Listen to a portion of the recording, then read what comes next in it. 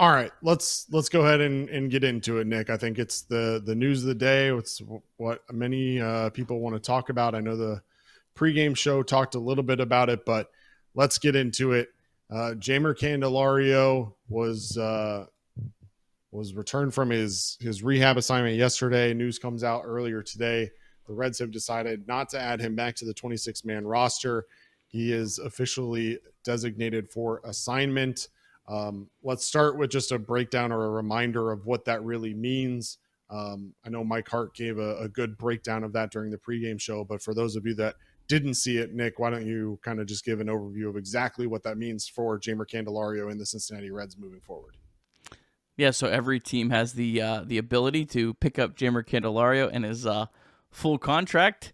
Have a gut feeling that probably won't happen, that anyone's going to put in a waiver claim, so then he just becomes a free agent and anyone can sign him. He will get signed for the league minimum when he gets signed, and the Reds get that off of their bill for Candelario, like they did with Moustakas when Moustakas signed with the Angels and the Rockies and whoever else he played for. But yeah, this is a surprising move, Craig. I mean, the Inquirer reported on Saturday that he was supposed to get activated on Monday.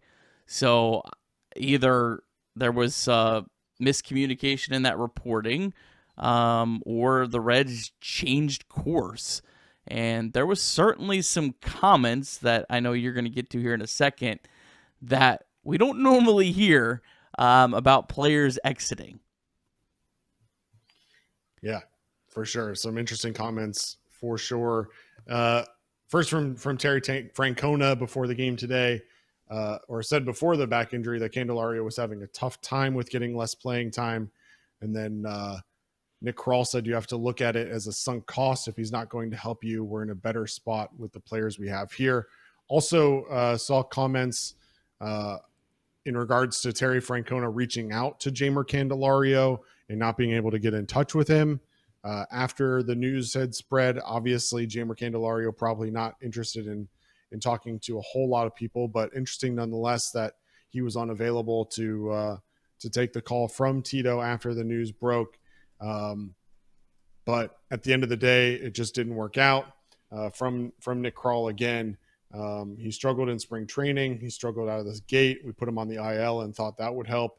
We felt this gave us our best chance to win games with the guys we have here versus activating him. So Jeimer Candelario now, I guess, available for anyone to pick up. As you kind of alluded to, probably not likely. But your response to the comments that were made both by Nick Krall and Tito Francona. It's very surprising because everything we saw out of Jeimer Candelario made it seem like he was a good clubhouse guy. Seemed like guys like Ellie De La Cruz really gravitated towards him. I don't know. We're not in there, so speculating is not really going to do a whole lot of good, in my opinion, because we don't know the situation. Could those comments be made to kind of make yourself look better when you're cutting bait? Possible. Could the comments be completely true? Also possible. If it's true, though, I mean, it definitely makes the DFAing make a lot more sense. I'm also very glad that they DFA'd Garrett Hampson on Saturday. Also seems like maybe that was a little bit of a precursor to this, because I think they said, you know what, if we DFA Candelario and we still have Garrett Hampson on our roster, it's going to look really bad. So I don't know if those were related, but it kind of feels like they might have been at this point. I don't know. I hope the Reds made the right call here. I know everyone's dancing on the grave of Jeimer Candelario, but he's not 37 years old. I'm torn because I'm glad that the Reds had the conviction to make this move. I'm glad that they didn't, like you said, sunk cost. That is what it is. And if you believe that he's toast, there's no point of keeping him on your roster. So in that respect, I'm glad, but it's hard for me to believe there's no chance of him coming back. And I don't know, maybe I'm just too positive on that, but we'll see. He's going to get picked up by someone.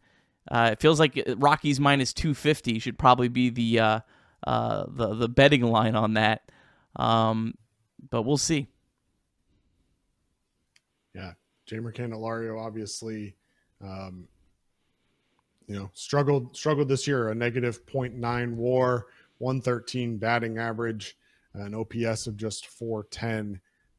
That equals out to an OPS plus of 11. So certainly struggled this year, but he's shown abilities in past seasons that, at the end of the day, will give a team at least the desire to throw the lottery ticket at him. And like you mentioned, all it's going to take is a league minimum deal, most likely to get it done, since he's still going to get paid by the Reds, and someone's going to pick him up and give him a chance. And unfortunately been through plenty of situations of folks getting fired and losing their jobs, and it's not fun. And Tito and Nick, I think, were honest, but also talked about the difficulty of the situation. And I think that shows with Jeimer Candelario not answering the call when Tito was calling him. Just didn't want to get into it, but nonetheless, he's going to have another opportunity. But Nick, this is just the latest in failed big contracts for the Cincinnati Reds, and I think at some point that has to be addressed. So certainly there have been signings that have worked out well. We mentioned Scott Barlow already. Nick Martinez certainly has performed well. There have been others along the way who performed well with contracts that the Reds have signed them to. But let's take a look at the Reds contracts that have been signed recently for more than $10 million. Yeah, just kind of run through. And this, I believe, is all the free agent contracts ever, because the Reds hadn't really ever handed out free agent contracts until that kind of spending spree before 2020. Don't forget, Nick Martinez's first contract was a separate contract last year, 1 year, $14 million. Ended up putting up 4 wins above replacement last season, and then this year, 1 year, $21 million. We'll see how that pans out. Pagán, 2 years, $16 million. Candelario, 3 years, $45 million. Frankie Montas, 1 year, $16 million. Moustakas, the worst of them all, 4 years, $64 million. Shogo Akiyama, 3 years, $21 million. Nick Castellanos was 4 years, $64. Of course, he opted out after 2. And then Wade Miley, 2 years, $15 million. There's obviously a lot more than that, Craig, but those are just the ones over $10 million. Yeah, I mean, I don't think the Reds have done good enough there, but the Reds are kind of in the spot where, like, I think most people say the Reds should get a F on their grade for signing free agents over the last 7-8 years. I think it's more like a C. Like, I don't think it's as bad as people think. Friend of the program, Clay Snowden over at Just Baseball did a really good article back last year about free agent contracts. Brian Kenny's done some really good research in his book about this. The success rate's not high on these. Like, I think most studies say it's probably about 40% for these kind of deals. It's like 50-50 at best. So if the Reds get to these level of deals and they get to a 50% mark, that's, I think, a success. And I think that's how you have to try to evaluate this. So yeah, I mean, the Moustakas one is just the absolute worst one, because that was 4 years. The Candelario one's not good. I'm glad it wasn't more than 3 years. But there's been some good ones too. I mean, like, let's not forget Wade Miley. I think Wade Miley gets forgotten about as a free agent contract. 5.3 wins above replacement in 2021, making $7.5 million. I mean, that's a pretty good contract. The Nick Castellanos contract could not have worked out better for the Reds. They got the best year of his entire career. He was an all-star. He left, opted out, and he hasn't been as worth the money in Philadelphia. They would love to get rid of that contract, and the Reds turned that into Sal Stewart, one of their most prized possessions and prospects. So that one's worked out very well. So they haven't been good enough, but they haven't been atrocious either. So they're kind of in the middle. But the thing that matters most is that you draft, you develop, and you extend some of your players.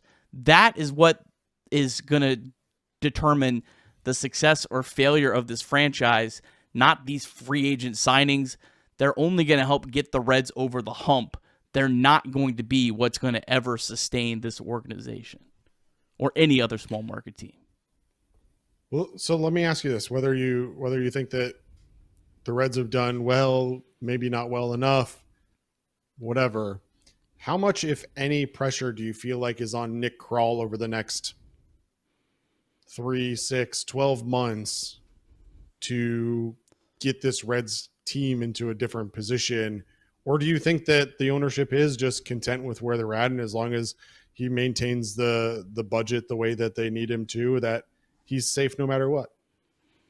I have no idea, Craig, to be completely honest with you. I don't know where the Reds are at in terms of how desperate they are to win at all costs now, within reason for their budget and their thinking and their spending habits. I don't know, because I feel like there's been some mixed messages on that. I feel like it's been the pipeline, the building. But then there's also been, like, Terry Francona's quote about Chase Burns today. This is our sign that we're here to win now. And some of Nick Krall's comments. There's kind of been a little bit of a mixed on that. I don't know. I mean, ultimately, look, this team is playing pretty good baseball right now. They're 3 games over 500? Is that where we're at? Yep. We'll see how the season plays out. Really judging where Nick Krall and this organization is on June 23rd, it's not a complete season yet. So we have to see kind of how the season plays out before we really kind of see where things are headed. I don't know. The thing I just don't want to see, I don't really care if Nick Krall's the guy or whoever. I just don't want to see this organization go through another drastic change of we're going to do it this way now, because they haven't stuck to a plan. That's the thing they haven't done. They tried to go through that first rebuild after 2015, and it didn't work. They made some big mistakes during that. They tried to speed up a little bit, I think, too quick at the end, and they gave that team a chance in 2020 for sure, but then it wasn't sustainable. I just don't want to see this constant, like, okay, we try something for 4 years, now we're going to revert back to it. I think the Brewers model is what you have to do if you want to have any chance. And the Reds model that I think that they had preached for a long time is aligning with that Brewers model. And I hope that's what the Reds go to, because anything other than that is going to be a nice little maybe cute 1-2 year chance of winning, but nothing more than that. And you're going to have a lot of really ugly years in between. Yeah. And to the chat's credit and to their point, I think the failed signings are amplified because you make them so rarely, right? So you put up a complete list of signings that the Reds have made for over $10 million. That's the entire list. For some teams, that's like a 2 or 3 year span. It's a 1 year for span. the Reds, for some, it might be their 1 year span. But for the Reds, and it being the quote unquote small market, and they're not typically out there throwing around money, to have a lower hit rate makes it a little bit harder to swallow and a little bit tougher to deal with. And again, it's one thing if you're able to offload some of those contracts for prospects or get draft picks in return, like you do with Nick Castellanos, with losing him through opting out and being able to get Sal Stewart. But for others, when in this scenario here, where you're likely to lose Jeimer Candelario for absolutely nothing, $45 million essentially down the drain is a lot harder to swallow for this organization than maybe others are. And we don't need to get into the whole conversation about, well, this team has money, they choose not to spend it. At the end of the day, they choose what their budget is, and they're not going to spend a whole lot more than that. And so whether they have the money or not, this is what the budget is. So it has a bigger impact than it maybe otherwise would for, say, a New York Yankees. If they were to have to DFA a Jeimer Candelario, that would be a drop in the bucket to them, versus for the Cincinnati Reds, $45 million is a lot to lose. Yeah, and I mean, I guess I would also add, okay, find me a small market that has had a super incredible success rate with these signings. I just don't, like, yeah, I guess it stings more, but how many, are there other organizations that are having this incredible success rate with these level signings? I mean, the Brewers, they signed Jackie Bradley Jr. for $24 million. And I mean, he was as bad as it gets. So, and they've had a ton of success around that. So I like, yes, they need to be a little bit better at this. I kind of feel like the Moustakas one is one I would never try again. Like that particular player, limited defensively, that much money, that many years. The Candelario one, I got to be honest, I don't think I would be against the Reds signing it again. The problem is that Candelario came in supposed to be a solid defender at third base, and he was anything but that. And that's what made that contract the biggest failure, was that he couldn't even play third base competently. And so if he could have played third base competently, it's an entirely different, I think, outlook. And I also think he would have gotten a lot longer of a leash if he could have played third base defensively at a decent level. But the fact that he became a basically DH really made his value just so low that he had to play really, really well to have even a chance of staying on the big league roster. Yeah, Nick Krall in his comments today said, obviously a tough decision. He's a great guy. We signed the contract because we thought he was going to come in and be our everyday third baseman. Obviously that didn't pan out, and wasn't able to be your everyday third baseman at all. So nonetheless, the Reds move on from Jeimer Candelario.